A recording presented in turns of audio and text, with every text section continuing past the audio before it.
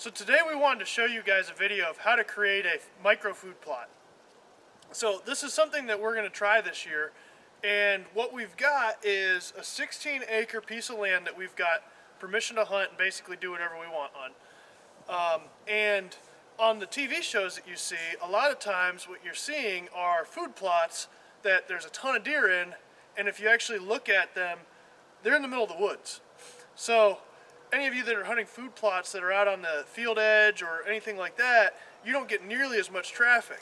And so these micro food plots are a way for you to create an area where you can actually clear out a spot in the middle of the woods, it doesn't have to be big, and put a food plot in order to attract some more deer.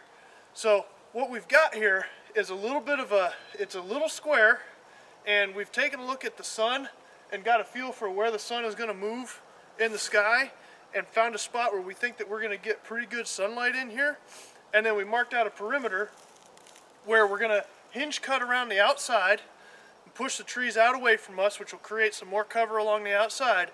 And then on the inside, we're going to clear the area out and put our food plot in. And from there, hopefully we're going to see some more deer in this area. So as you can see in this area, we've got some sunlight hitting the floor, but we don't have any leaves on the trees yet. So what we've done is we've taken a look and we've figured out how far we need to go in order to clear the trees out to ensure we get maximum sunlight to this area. Now, you don't need to get a ton of sunlight, but if you can get that midday sun to come down through this into your food plot, you're going to be in good shape. So that's what we're going to try and do right here.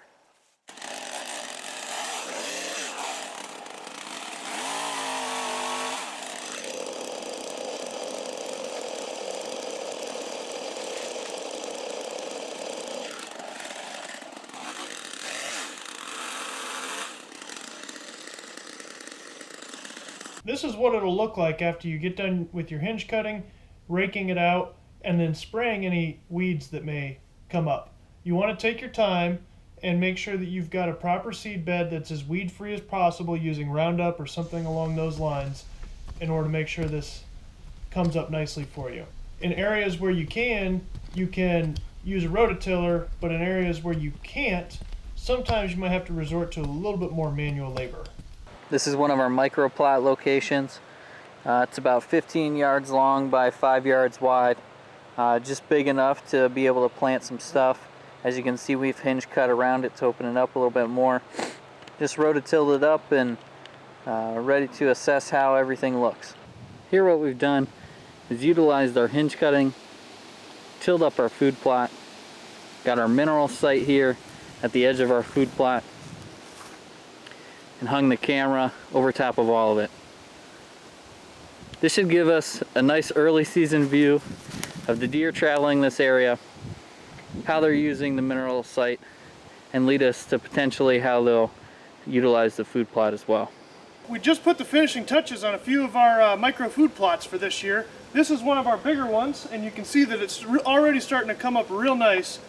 We just did a little bit of touch-up seeding, and what we've got growing here is our frigid forage trophy clover, and we also put the finishing touches on one of our smaller micro food plots in a little different area. So we're really looking forward to see what type of deer traffic this draws in. And the nice thing about the frigid forage pure trophy clover is that it's shade resistant, and therefore you don't necessarily have to have it in full sun in order to get it to grow well. So check out Frigid Forage if you're looking to do some food plots and you need some seed. They've got some great products. I hope you liked this video. If you did, hit the like button, subscribe to our channel. If you have any questions or comments for us, please leave them. And thanks for watching.